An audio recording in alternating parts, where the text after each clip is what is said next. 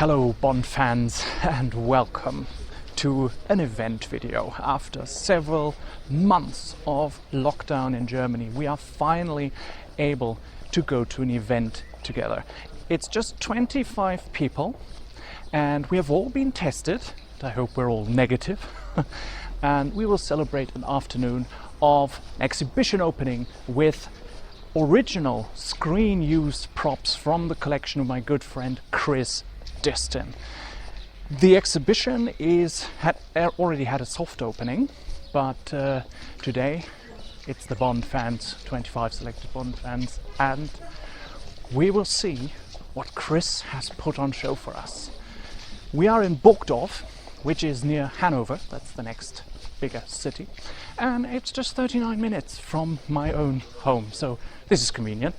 Let's go inside the City Museum, where I'm told there are some really ultra rare items that have never been on display before. Come inside.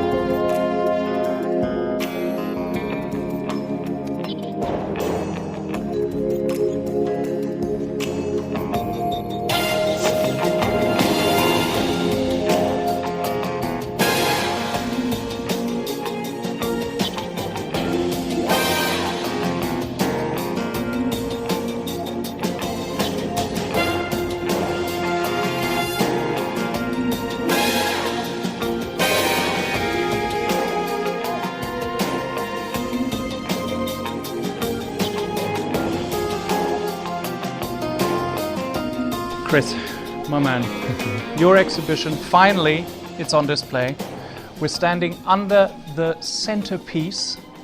Can you tell us something about that particular piece, the glider from Live and Let Die? Yeah, unbelievable. I can't believe I've got this, but it's the original hang glider from Live and Let Die, and it was in a garage for like 30 years, and I managed to buy it off the last owner, and I'm so impressed how it looks in display now, because I've only seen it out, once or twice on the yard, but now it's here, and yeah, I'm speechless as well that I've got it. Definitely. What are the measurements of that? It's like 5.5 meters wide and about 6 meters long. Wow. That's incredible. So how is it that Eon does not have that in their vault? Well, I suppose it didn't belong to Eon. It belonged to Bill Bennett, who's the guy that was the hang glider, right? Who made these, and he was one of the forerunners of hang gliding back then. And these were his. He brought them to set. Roger Moore flew this one. And he did really fly it himself.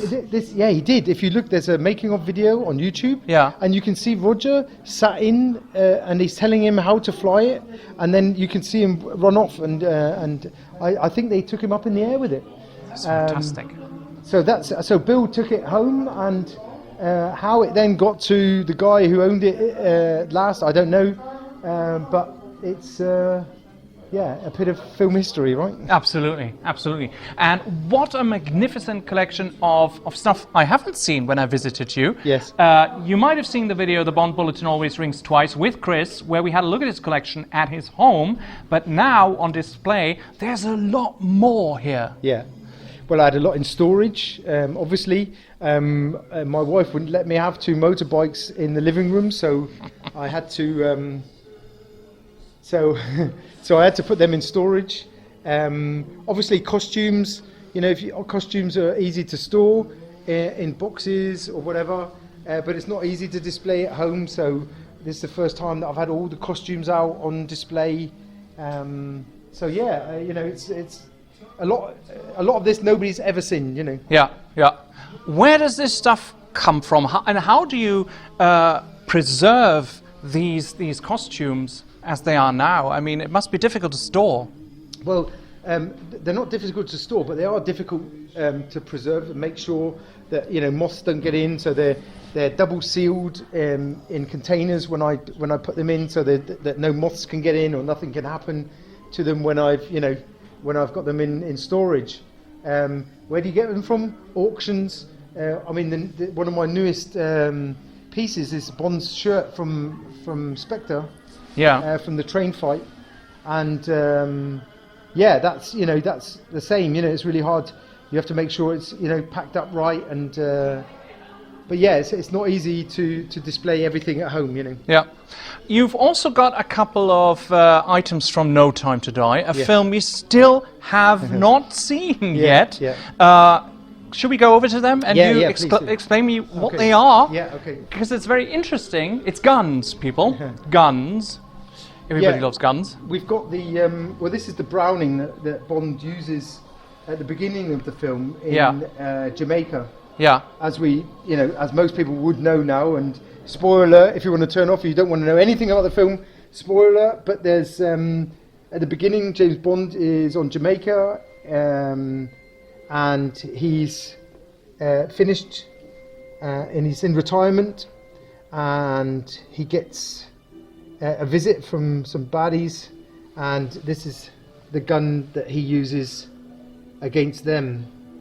And up here we've got a leg holster and a Heckler and Koch pistol that is used at the end of the film when Bond is in Safin's lair. Yeah, and we can see the scene up here. And we won't say any more about that. No, we won't say any more.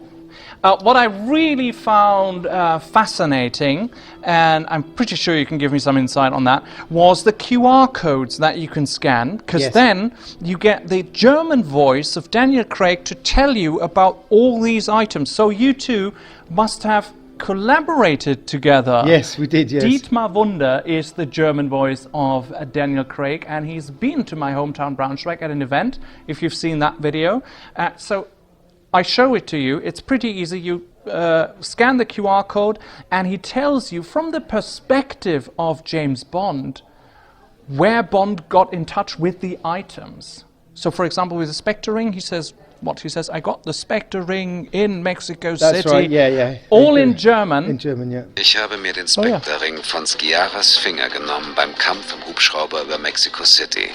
Das war meine Eintrittskarte zum Treffen der Spectre-Mitglieder. How did you do that? Well, yeah, like you said, we met him in Braunschweig a couple of years ago. Yeah. And when we had the idea of doing this, we got in contact with Dietmar. He was up for it, and after negotiations, we managed to, we managed to get him to talk all these pieces in. He's obviously only done the Daniel Craig ones because he's done it in the me perspective. Sure. And but it's a real highlight with the background music in the background, and he tells you some secrets and some info about each of the props. You know. Fantastic. And who wrote the script for him? Well, I wrote the script, and then it was checked over by Danny Morgenstern, who we all know. And then we sent it to Dietmar, and Dietmar then did his own take of it. You know, he did a couple of different takes with different text, using the text, but being spontaneous, and we just chose the best one. So it's fantastic. It's really, and it's never been done before, and that's it's a highlight, and it's an innovation. An innovation, yeah. Absolutely, definitely. I previously said to your wife when I stood here and I looked up, I show you, there is this concrete block. Where do you store that kind of stuff? I mean, do you put that in your living rooms or no, concrete block? I've got a storage where I put all the big items. So the concrete blocks in storage, like the bridge, the Westminster Bridge piece is in storage, and then it's wrapped up and ready for the next exhibition. Yeah. Is there something coming up after this exhibition?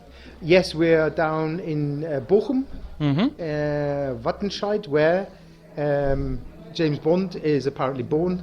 Yeah. And there's going to be an exhibition there from September for a month. So that's the next. Fantastic. Let's go to that Westminster Bridge, Okay, please, yeah. because there is an interesting story. There are costumes as well, Yes. and your wife already told me, but I'm sure you can tell the story again for the viewers. Yes. Some things you have to buy, some things you get by accident, Yes, right? I do, yes. And these costumes have a particular story to them. So they're A View to a Kill. No, That's right, yeah, View it's to A View Kill. to a Kill from the Chantilly scene. Yes, that's right. So what's the story here? Well, we in my hometown in Torquay in Devon, there's a costumier, and Yeah. he used to, he used to lend costumes to all kinds of people, and he used to buy up old stock of other costumiers. Right. And he bought an old stock from C&G Costumiers, and used that for his own stock. And these were on his books. And my brother knows them very well. And I went down and said hello. And he said he has these costumes from A View to a Kill. And we went down and I spoke to him and I bought these off him. So these were these have been in storage as well since View to a Kill.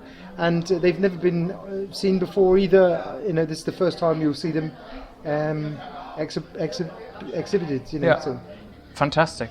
And that is the wall piece of Westminster Bridge. Yes. What is it made of? It's made of plaster of Paris, Yeah. and wood, and bandages, if you like. Yeah. So from behind it's like bandaged. So they must have made a form, and then they would put bandages of plaster of Paris in there. Right. And that's all it's made of. And then it's painted in the same colour as Westminster Bridge. Yeah. And they made like a 50-metre set in Pinewood Studios. And after they film, they throw these things away. They took a chainsaw to it, they cut it, and throw it out the door. And Right. somebody will go by, pick it up, and and I was offered it, and they were going to cut this up and sell it in pieces. And Yeah. I said that's such a shame, because if you do an exhibition like I do, then it just shows people what lengths the Eon producers go to, or the Eon the filmmakers go to. Absolutely. To make this film.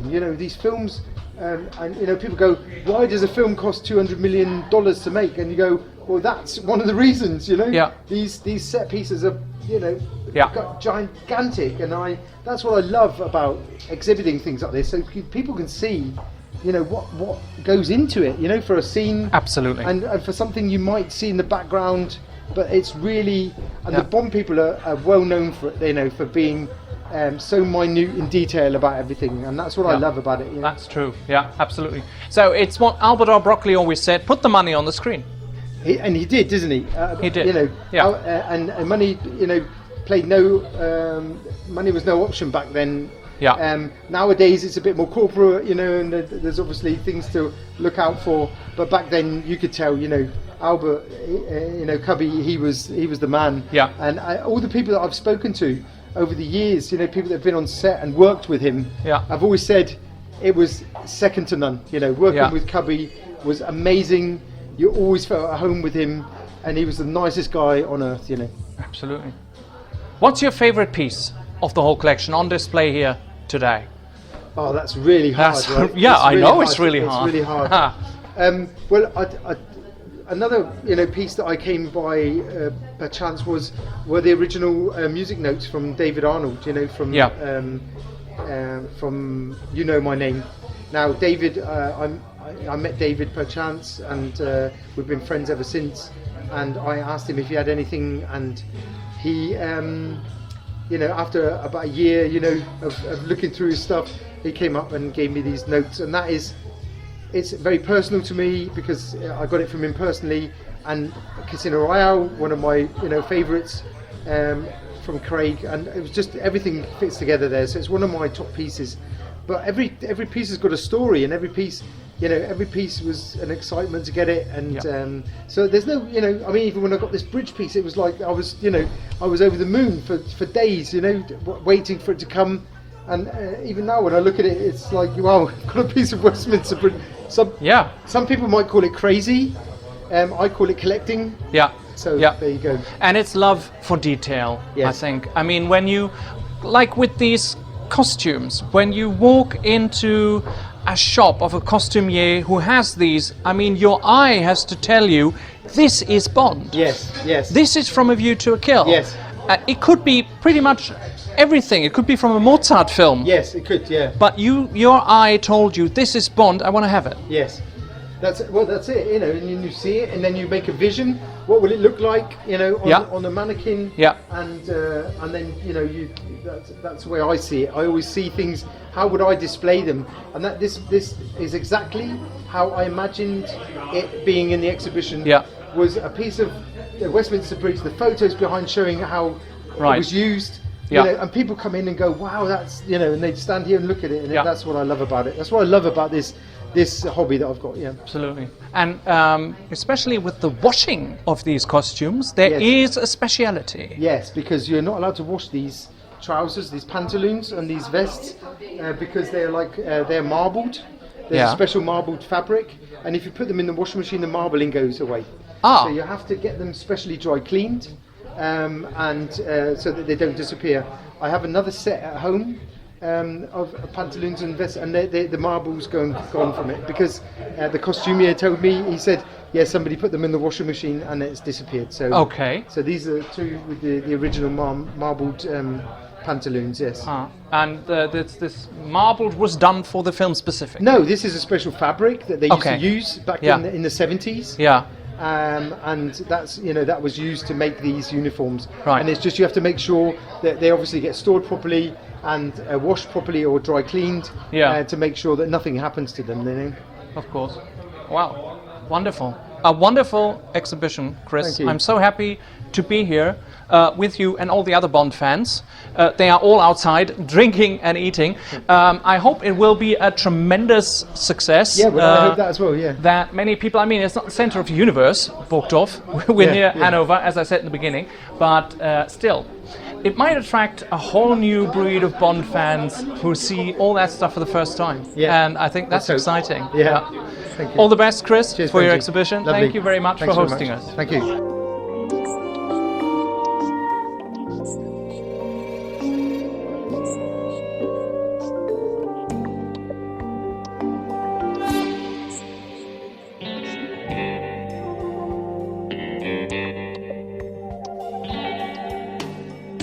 Whiskey?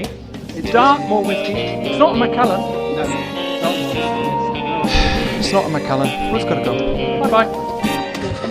Hi guys, this is Benji from the Bond Bulletin, and I have here an expert. This is Danny Morningstar. How are you, Danny? What's the secret of your success? My English is so miserable. I'm so sorry about that.